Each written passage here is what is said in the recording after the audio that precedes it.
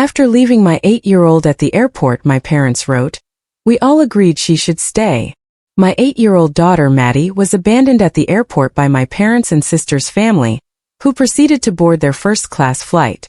The text simply read, we all voted that she should stay. I didn't yell. I just did. And 7 days later, their lives began to fall apart. It was supposed to be a momentous morning. Maddie's very first trip without me. At 8 years old, she was absolutely thrilled, buzzing on orange juice and pure adrenaline. She kept checking her backpack, as if her headphones, coloring book, or beloved stuffed rabbit might vanish. My parents and my sister's family were taking her to Florida Sunshine, theme parks, the whole experience. I couldn't get time off work, so I packed her favorite snacks, kissed her hair, and convinced myself it would all be fine. She'd be surrounded by family. What could possibly go wrong? At 7:50 a.m., my mom texted a photo from the gate. Maddie was grinning, one missing tooth, both thumbs up beneath it. Boarding soon, the caption said. I smiled at my phone, told a coworker she was off on her big adventure, and tried to ignore the tiny pang of envy in my chest. Then 2 hours later, another message buzzed through. We all voted that she should stay. I frowned at it mid-meeting, half listening to someone discussing projections and deadlines. Stay where? It didn't even register as serious. Just another one of my family's weird, cryptic jokes. I set my phone face down and got back to work. I truly wish I had called them right then, but I didn't.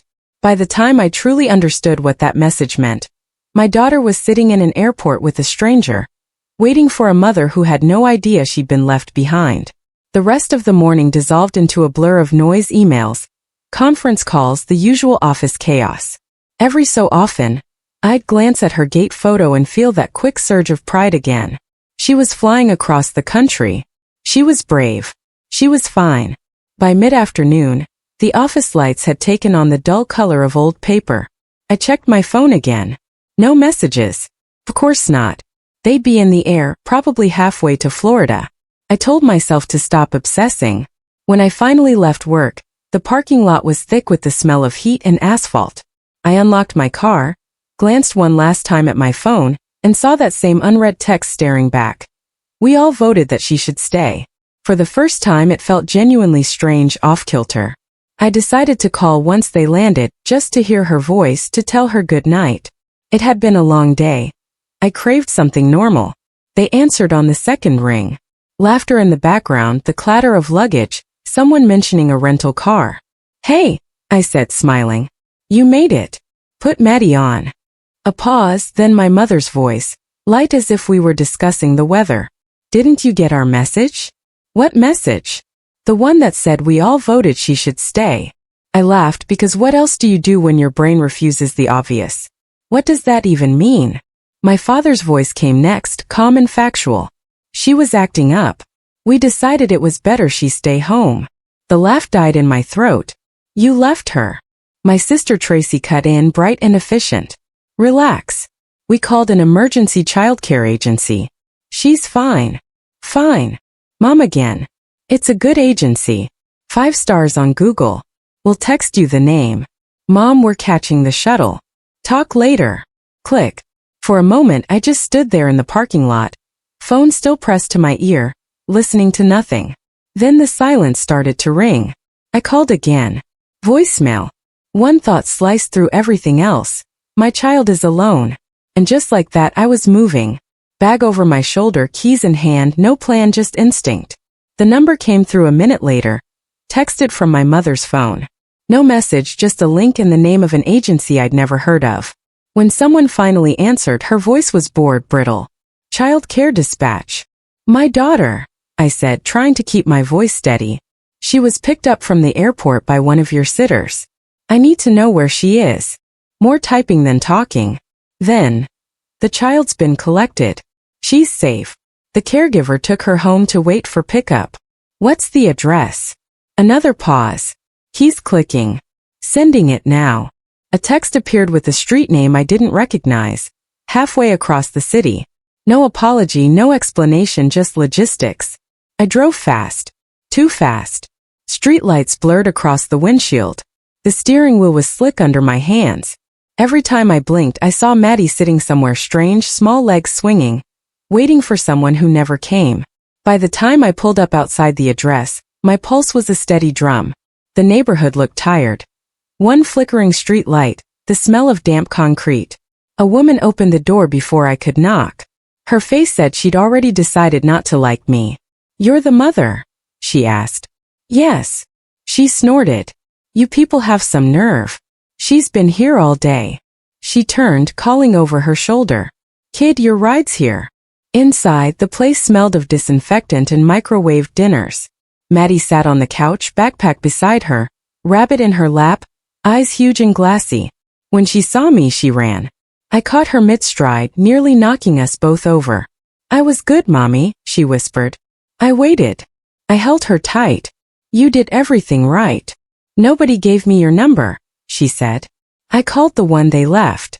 It kept saying the number couldn't be reached. The sitter hovered near the doorway. "Nobody gave me your number," she confirmed. I called the one they left. It went straight to a voicemail that said the person couldn't take calls. I tried 3 times. "That was my mother," I said. "Thank you for staying." She shrugged. "I'll send the invoice." We left fast. Maddie clung to my hand all the way to the car. The night smelled like jet fuel and rain. She climbed into the passenger seat beside me, still gripping my fingers like an anchor.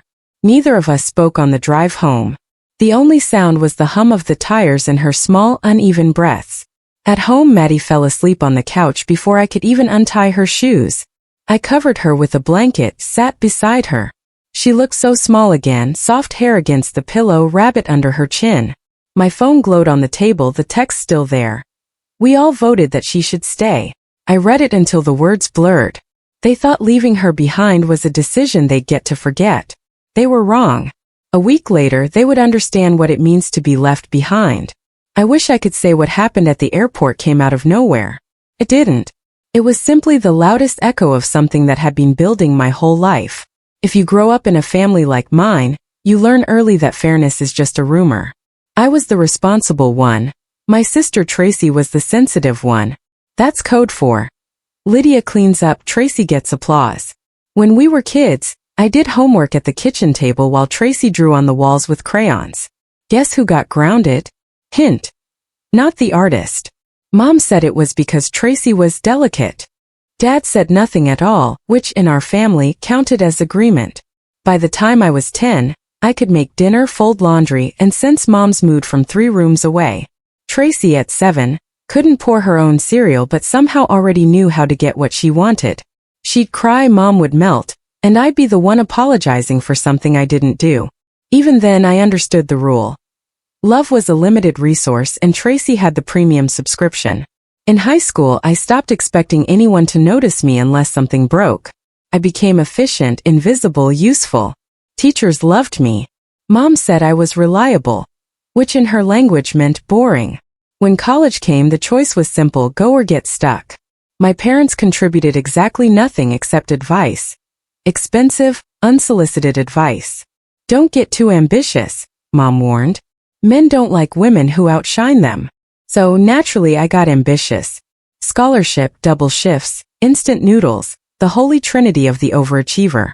Meanwhile, Tracy was finding herself, which mostly involved finding bars that didn't card and boyfriends who paid for drinks. She majored in art, then psychology, then undecided, before dropping out to marry Ryan, who still lists his job as freelance. Freelance, what remains a mystery. When I graduated, Mom said, "You think you're better than everyone now?" I didn't answer. I was too tired from climbing a ladder she'd never admit existed. Fast forward a few years. I had a steady job, a mortgage, and a husband who actually did his own laundry. Tracy had 2 kids, a mountain of debt, and a talent for turning every crisis into a group project. Whenever her rent was late or her car broke down, she called me. I hate to ask, she'd start, which always meant she absolutely didn't hate it. And somehow I always helped because I'm the good daughter, the one who fixes things. Mom loved to remind me of that. "You make more, sweetheart," she'd say, as if that ended the discussion. "It's nothing for you. Nothing for me, everything for them." At first it was small bills, birthday gifts, short-term loans. Then came the big stuff. Family trips where I paid the deposit, the meals, and the oops, forgot my wallet moments. Tracy called it generosity. I called it blackmail with better manners. The house came next. Jason and I bought a fixer-upper as an investment, something sensible adult. Before we could even finish painting the kitchen, Tracy showed up crying about her landlord. A broken lease and nowhere to go. Just for a few months, she said. Her version of a few months could survive a nuclear winter. She paid a quarter of what we'd agreed, complained about the rest, and posted on Facebook about how greedy people don't understand family. Guess who greedy was? Hint. Not the tenant. Every time I mentioned rent, she had a new tragedy. A dentist bill, a stolen laptop, a lost job she never really had. Mom always took her side. She's doing her best, she'd say. So was I. Apparently in the wrong direction. The one time I tried to stand firm, Mom accused me of putting money above family. I wanted to say family put me below money a long time ago, but sarcasm doesn't work on people who lack self-awareness. Then came the Florida trip that was supposed to be the olive branch. Tracy said, "The kids would love it. We'd love it, but flights are insane. Translation: pay and we'll go." I'd been drowning in deadlines, no chance to take time off, so when she offered to bring Maddie along, I actually said yes. Felt like a solution. Maddie gets her first vacation, and I get a week to breathe. I bought the tickets, the hotel, even the matching t-shirts, because Tracy insisted family photos matter. She meant her family. Mom thanked me like I was donating organs. Tracy said, "We'll take such good care of her." They took my money, my daughter, and my peace of mind, and managed to lose all three before noon. Looking back, I shouldn't have been surprised. This was the pattern, just louder this time. 4 years I'd been the safety net, the walking apology, the invisible backbone. They trained me to believe that saying no made me cruel, and saying yes proved I loved them. But standing in that small apartment later, holding Maddie while she cried into my neck, something in me burned clean. Not anger but clarity. The kind that strips away every excuse you've ever made for people who don't deserve them. They'd always said family comes first. I finally agreed, just not their family. 7 days after they left Maddie behind, their lives started to unravel. Maddie woke up crying around 2 o'clock in the morning. The kind of cry that starts quiet, like she's trying not to bother anyone, then breaks all at once. I was out of bed before I knew I'd moved. She sat up, hair tangled, eyes glassy. "Why didn't Grandma want me?" she whispered. That one sentence hurt more than everything that came before. I pulled her against me. "She doesn't know how to be good," I said softly. "That's not your fault." She nodded like she understood, which somehow made it worse. When she finally drifted off, her breathing even and small, I stayed awake, staring at the ceiling. Every heartbeat felt like a countdown. By morning, the decision was already made. I just hadn't said it out loud yet. The house was still when I got up. Coffee warmed on the burner. Sunlight hit the pile of unopened mail like it was accusing me. Maddie's stuffed rabbit sat on the counter next to my phone. I scrolled through messages until I reached the last one from my parents. We all voted that she should stay. Every time I read it, it felt more like a dare. Jason was out of town on a business trip, so I didn't wait for anyone's opinion. I opened my laptop and started digging. Emails, bank statements, rental records. Every little transaction that said, "You owe me nothing," but somehow meant, "You owe me everything." Then a new notification popped up.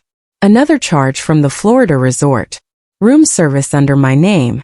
They'd actually ordered margaritas on my card. I laughed. The kind of laugh that sounds like it might break something on its way out. Fine. If they wanted numbers, I'd give them numbers. By the time the coffee went cold, I had the files open in a neat row on the screen. 36 months of rent discounts. $54,000 they never paid. $3,500 for a vacation I didn't take. $1,200 for an emergency childcare service I never approved. Total, $58,700. It wasn't even about the money, not really. It was about the math of disrespect. You could measure it down to the penny. I called a lawyer friend Jason had used once, a calm, no-nonsense guy who sounded like he ironed his ties. Told him I didn't need therapy. I needed a demand letter. He sent me a template. "Keep it factual," he said. "Clean, professional, perfect." I'm very good at professional. I started with the header. Outstanding balances. 2 words, polite as a slap. I attached the lease, the statements, the screenshots of Tracy promising to catch up soon. I added a note about the Florida trip and the emergency childcare. Every line was a receipt for a favor they pretended was free. When I was done, I read it 3 times. No threats, no swearing, just numbers and dates. The pure language of consequences. I copied my parents on the email because secrets are how they win. Then I hovered over send. For a second my hand shook. Not from doubt, just adrenaline. Click. That sound was better than applause. The kitchen was still bright with screen light. Across the table, Maddie was hunched over a sheet of paper, drawing, head down, tongue between her teeth, the way she always did when she wanted something to be perfect. A rabbit this time. Big ears, a backpack, one paw raised like it was waving goodbye. What's it doing? I asked. Going home, she said. I watched her color in the sky, too much blue, the way kids always overdo it, and felt the last of the shaking leave my hands. Smart rabbit, I said. She smiled, proud. He's not scared anymore. Neither was I. The day after I hit send, my phone lit up like a slot machine. Group video call. Mom, Dad, and Tracy. They were still in Florida. Palm trees, drinks with umbrellas. The kind of background that makes outrage look ridiculous. Mom started before the picture even cleared. Okay, what is this supposed to be? Tracy laughed so hard she nearly spilled her cocktail. A bill? Really? $58,700? You're hilarious. Dad smirked. She's bluffing. She just wants us to feel bad. I didn't answer. Sometimes silence works better than a speech. Mom leaned closer. You know we don't have that kind of money. You make 5 times what we do. How could you even send something like that? You wanted to humiliate us. Tracy jumped in. Yeah, St. Lydia, showing everyone how generous she is. What's next? You'll charge us for oxygen. It's not guilt, I said. It's math. That did it. Their smiles wobbled like bad Wi-Fi. Mom blinked. Oh, come on. You can't be serious. I am. Tracy gave a nervous little laugh. You think you can charge your own family? What kind of person does that? The kind of person who doesn't forget you left a child at an airport. The noise from the pool stopped. Even the wind seemed to quit. Mom tried for the high ground. You don't treat family like strangers. Exactly. Tracy's voice jumped an octave. You're exploiting us. Then stop being exploitable. They all started talking at once, 3 voices, one chorus of panic. I waited. When they finally ran out of words, I said, 10 business days, and ended the call. Click. My reflection looked back from the black screen, calm, maybe even bored. That silence felt like power. The guilt parade arrived before breakfast. A dozen missed calls, texts, voicemails layered with fake concern. Mom's read. We're worried about you. This isn't like you. Tracy's was shorter. Take it back before you regret it. I ignored them, printed the letter again, and mailed the hard copy. If they thought it was a bluff, they could watch it arrive with tracking updates. The morning they flew home from Florida, my doorbell went off like an alarm clock. 3 sharp rings. Entitlement in Morse code. I opened the door halfway. Mom in front, Dad behind her. Tracy clutching her phone like she planned to record an exorcism. Mom smiled the smile she uses on waiters. Sweetheart, this is just a misunderstanding. No, it's not. Tracy rolled her eyes. You're just angry about Maddie. Don't ruin the family over this. You did that at the airport. That one hit. Tracy's mouth opened, closed, and stayed that way. Mom tried again, softer but sharper. You've changed. Good. Dad sighed. Can't we talk about this inside? I'm fine out here. Mom's mask slipped. You're turning your back on your own parents. You left my daughter, I said. I think we're even. The silence after that was heavy enough to hang pictures on. Mom's lip trembled. You'll regret this. Maybe, I said. But at least I'll regret it in my own house. And I shut the door. The latch clicking into place sounded better than applause. The smear campaign started the same night. Tracy posted a photo of a cocktail with the caption, "Money changes people." Mom commented, "Proud of you for staying graceful through pain." Graceful. This from a woman who once cried in a grocery store because they ran out of her favorite rose. By morning, cousins were texting to ask why I was suing family. I didn't answer. I forwarded everything to my lawyer. He called me that afternoon. "Interesting family you've got," he said. "You have no idea." I sent a defamation warning and a gentle reminder that public posts are admissible evidence. Gentle? As gentle as a grenade. The posts vanished within hours. In their place appeared, "Sorry for the misunderstanding. All good now." Even their emojis looked terrified. Then came the legal chess match. For weeks they refused to pay, swearing they'd fight it in court. My lawyer didn't blink. He sent another letter, dry, professional, and lethal, citing the signed rental contract between Tracy, her husband, and me. 3 years of missed payments, all documented. He attached the original agreement, Tracy's signature right under the clause about monthly rent, and the bank records showing how little she'd actually paid. He also included copies of the messages where they'd asked me to pay for the Florida trip since we're taking Maddie, followed by the evidence that Maddie never even boarded the plane. Each exhibit had its own label, like a miniature grave marker for every favor they'd called family. He included a footnote about the child abandonment incident, phrased as relevant context. After that, they stopped threatening and started whispering. Mom called once more, voice shaking. "Do you really want this to go public?" "You left my daughter at an airport," I said. "It's already public in my head." She hung up. 2 weeks later, my lawyer forwarded an email. Settlement accepted.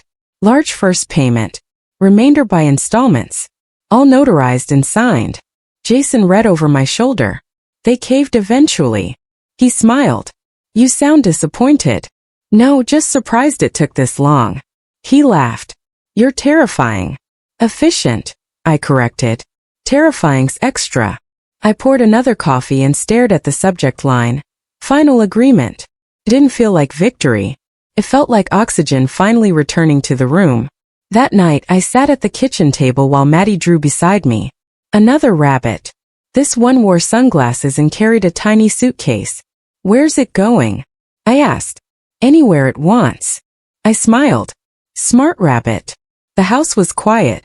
No calls, no noise, no guilt humming through the walls. Outside, a plane passed overhead, softer than before. Maddie didn't look up.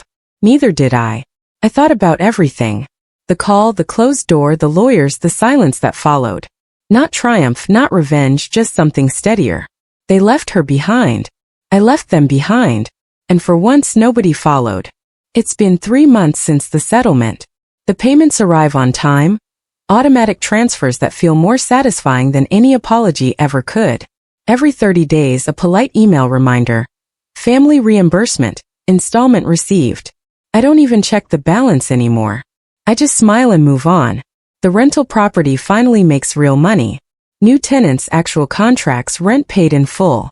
Jason jokes that the house is finally earning its keep. I stopped being the family bank and became a landlord instead. Strange how cold and practical suddenly feel like peace. With that steady income, we both scaled back a little. Nothing dramatic, just normal hours for once. Jason still works in tech. I still work too, only without the constant overtime. Now evenings actually belong to us. We eat dinner together, talk, laugh. Maddie's happier and so are we. Though my laugh still sounds a little rusted. Word travels, of course. Apparently, Tracy and her husband both have real jobs now. She works front desk at a dental office. He's doing deliveries. They tell everyone it's temporary, that they're regrouping, but according to a cousin, they mostly complain about being tired. Welcome to the club. Mom hasn't called. I think she finally figured out that silence costs less than arguments. Life's quieter, simpler. I keep the rental income separate, labeled college fund/therapy fund/emergency chocolate fund. Jason calls it the peace dividend. We're fine. Better than fine. Some nights we sit on the porch with Maddie between us and watch planes cut across the sky. She still draws rabbits sometimes. They always make it home. So tell me in the comments, do you think I went too far or not far enough? Don't forget to like and subscribe.